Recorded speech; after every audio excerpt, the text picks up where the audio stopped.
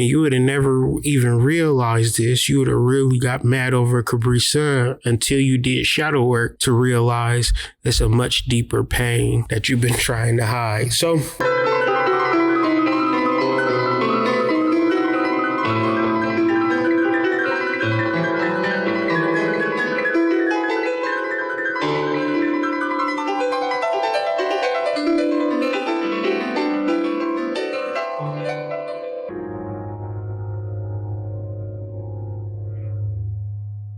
You are now tapped in with the Hood Mystic. Sorry, I zoned out a little back there. hi, my name is Kyrie, and I care about your spiritual development. And this is The Rabbit Hole. Today, we will be talking about how simple things are always the most difficult. I got a couple of topics I just want to bring to y'all attention, doing some shadow work, things of that nature. But seriously, let's talk about focus. Hey, can you focus on me? Focusing is hard, so if you struggle with paying attention or meditating, join the club because a lot of people struggle with these things. But like the title says, the simple things are always the most difficult. Here are 4 magical steps to help you focus more and more and more with each exercise. First things first, sit quietly in a chair. Keep a timer in your hand, a stopwatch, or your phone. Close your eyes. Now try to think of nothing at all and time yourself for how long you're able to do it. Now, each time you do this exercise, you should increase more and more and more over time. And that's just a basic exercise to help you focus. And when we bring up our next exercise, we're going to turn it up a notch. Now, if you do this exercise and you go longer than 5 seconds, then you have done better than most people in the world. As I stated earlier, practice this daily, practice this regularly to stay on top of your meditative practice. Now let's talk about the new moon leading into the full moon, which is called a waxing moon. Now our new moons are the time that we set intentions. Now the times that we set intentions are very exciting. These are the times that you have to put in the work in reference to your intention. So I imagine that that's not exciting as it would be when you are planning. Do you really want what you said you wanted a week ago? Do you even remember what your intention was? These are the times that taking notes and journaling is so valuable because you're able to go back and reflect and also remember where your mindset was. Another thing, man, is resisting the distractions of the world. When it comes to yourself, your spiritual development, not to say that you should forget everything else, but you should definitely prioritize what is real and true to you. Now, thinking about this, we're talking about focus and how to focus, which brings us into mindful meditation. Because thinking about nothing, believe it or not, isn't meditation per se. That's what we call non-thought. But to actually meditate, you can choose something, an object, a shape, a god, a deity, a spirit, an ancestor, a dollar amount, a new home, whatever you want to focus on. But just make sure that is one singular thing. And after practicing the no thought exercise, we then integrate the one thing that we want to focus on. Now, you can learn more about this, The Beginner's Guide to Mindfulness by Jon Kabat-Zinn. Probably one of the best books ever on helping people learning how to meditate if they have trouble meditating. It helped me. But with all that being said, it's very important for people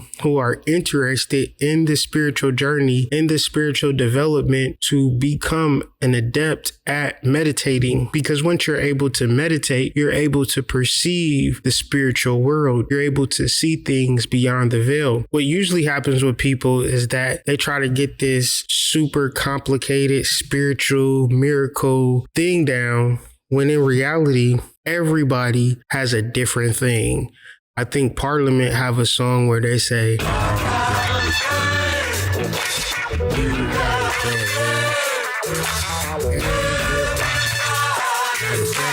Because we all got our own thing. And I would never tell a person, hey, what you're doing is wrong and what I'm doing is right, because that's what we call an ego spiritualism. And we don't do that. What I do say is focus, meditate, so you can figure out what works for you.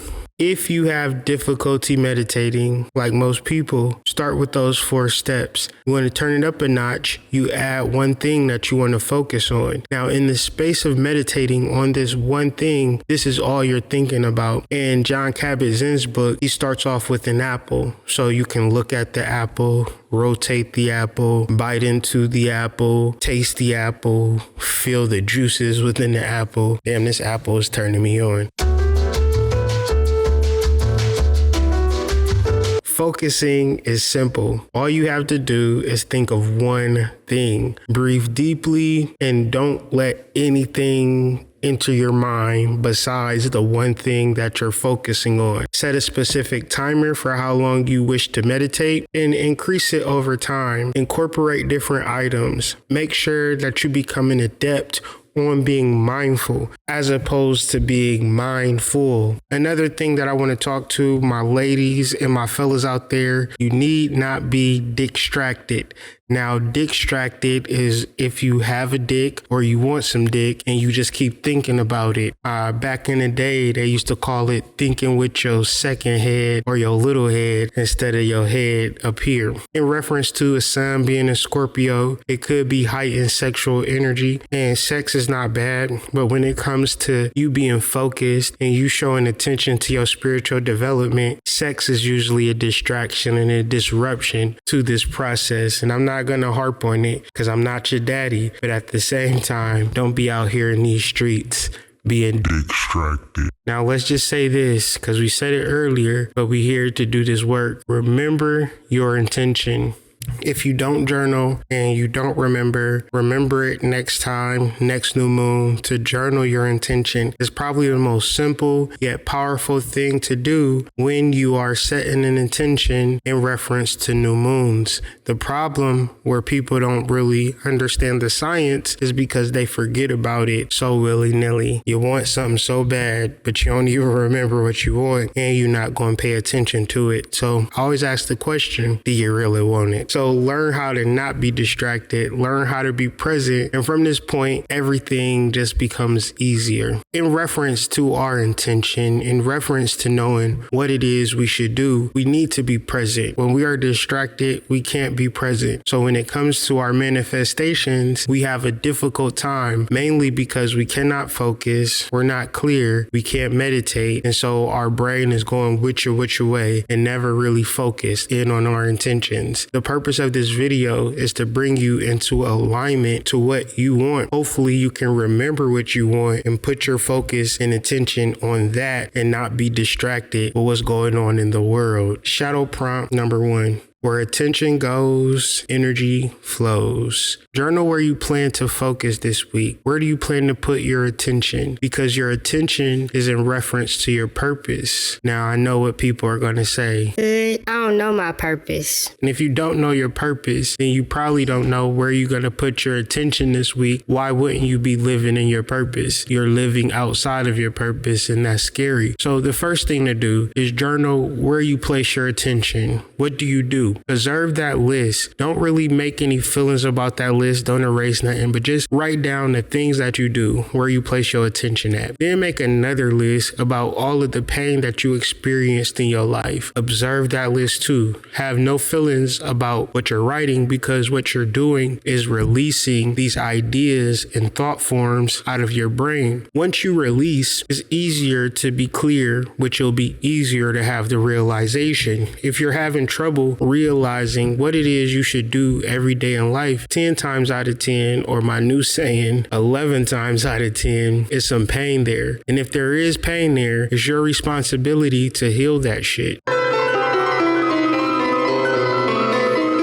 Once you released all of the things that you observed in reference to your pain, in reference to where you placed your attention, the next step is to write a list on what you need to heal. Now, if you could really understand what it is that you need to heal, take the steps to actually heal that shit, then the real problems that you have of focusing, being clear, knowing what spirit wants for you is going to be available. Sometimes, most of the times, 99% of the times, people have a hard time with healing what needs to be healed. So they suppress what needs to be healed, keeping them in that proverbial box. So to get out of that box, you need to be honest about what it is you need to heal so you could be clear on your purpose. Now, this is shadow work. This is not for the faint of heart. To look at your pain, to observe how you waste your time and things of that nature is not going to be a simple thing. However, if you are strong enough, look at the things that hurt you,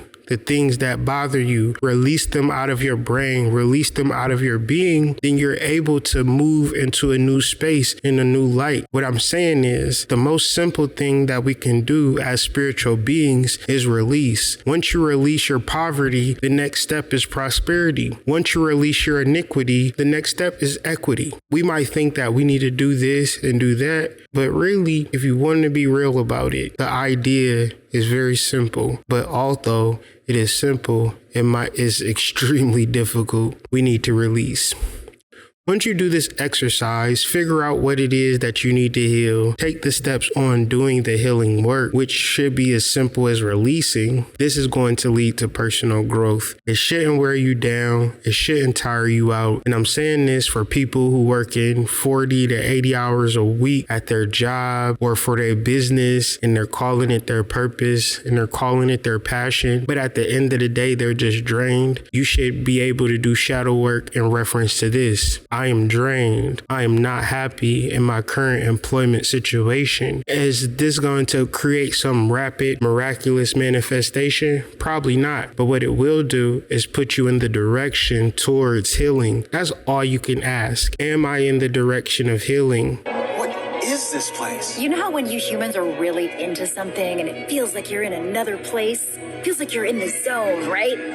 Yeah. Well, this is the zone. So in the movie The Soul, the Disney movie The Soul with Jamie Foxx, it's a real important part of that movie where Jamie Foxx goes into the zone and he's able to come up with these creative masterpieces. I feel and know and truly believe that we all have the zone within us and we all have the ability to tap into our creative, masterful energy, which will bring about the desirable manifestation that we need. The issue becomes, are we able to be creative? Are we able to be in that zone? Because we're constantly being distracted. We cannot find our focus and we're getting always thrown off course. If you feel like this is the problem, the first priority is to get yourself some alone time so you can find that zone. Even if you gotta book a hotel room, put your kids in a babysitter, lie to your mama, tell her that you got a new job or a second job, whatever you gotta do just to be alone, you'll easily access the point of divinity within, which is usually found when you get that alone time. If you're constantly being pulled in multiple directions, the issue becomes you not being able to get into the zone to be creative, which is usually 10 times out of 10 blocking your manifestation portal. It's the space between the physical and spiritual. Wait a minute. I was here today doing my audition. Most people don't grasp spirituality because they imagine that you have to either be this great, miraculous person that has all of this ashe, or you need to be born with it like Maybelline. Maybe she's born with it. Maybe it's Maybelline. When real spirituality can be found in nature, mountains, rivers, streams, oceans, massive technological advances yet and still very breathtaking and simple. And that's what we are as spiritual beings. There are complex times, but there should never be complicated times. And understanding the difference is very key to the spiritual journey. So if it's confusing, a lot of rigmaroles, and you feel as though you have to do a lot of things, and if you're able to do it, it could be a huge boost to the ego. But the reality is that it doesn't promote spiritual development and spiritual growth. These are the things that you have to do for yourself. A person can come in your life and act like they have the answers for you, but at the end of the day, they're going to make sure they get their money first. And if you get your healing, that's 50-50. I want to have a conversation with you that brings about 100% reliability of spiritual solutions, which are found within you. The only problem is that if you spend a lot of time around a lot of people, you'll have a hard time with finding that zone. This must be where musicians come when they get into a flow. Not just musicians. Watch this.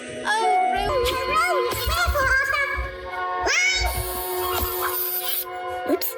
Check this out. I've been messing with this team for decades. And let's lose another one! And I'm not saying that you have to always isolate yourself. I would even say be alone till you figure out what it is that you're able to manifest or create. And once you do manifest, once you do create, make it a habit to share with other people. The first steps to all spiritual development, and it's something that I had to go through, heal that shit. Finally.